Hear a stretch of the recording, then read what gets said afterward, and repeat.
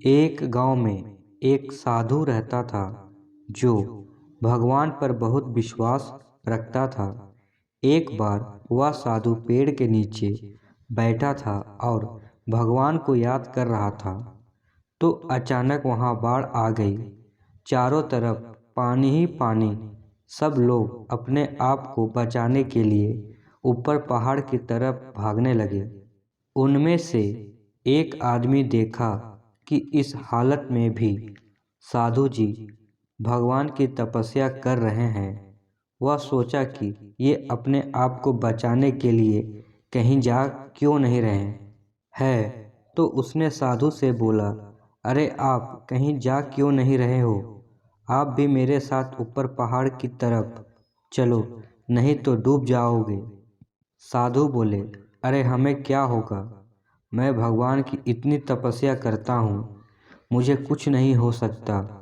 मुझे भगवान अपने आप बचाएगा। धीरे धीरे पानी साधु के कमर तक आ गया।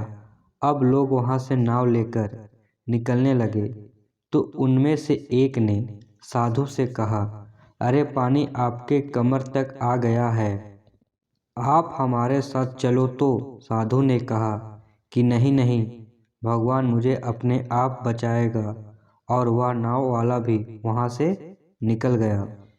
कुछ देर बाद पानी इतना बढ़ गया कि साधु के सर तक पहुँच गया और अब लोगों को बचाने के लिए हेलीकॉप्टर निकलने लगे।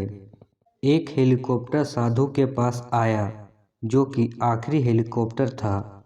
साधु के पास नीचे रस्सी फेंकी और बोला, इसे पकड़ो और ऊपर आ जाओ, नहीं तो आप डूब जाओगे।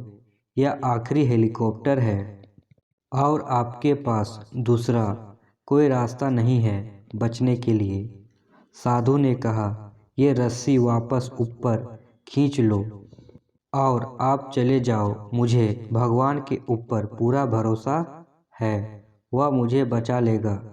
पानी काफी ऊपर आ गया, पेड़ डूब गया और साधु की भी डूबने से मौत हो गई।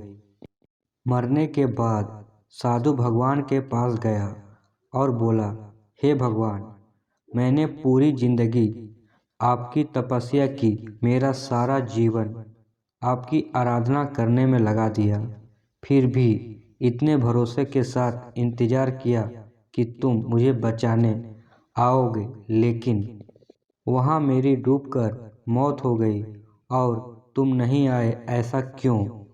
भगवान बोले, मूर्ख इंसान, एक नहीं 3 बार आया था।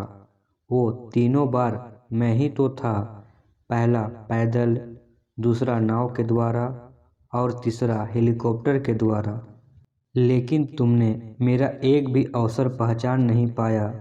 पता नहीं किसका इंतजार कर रहा था।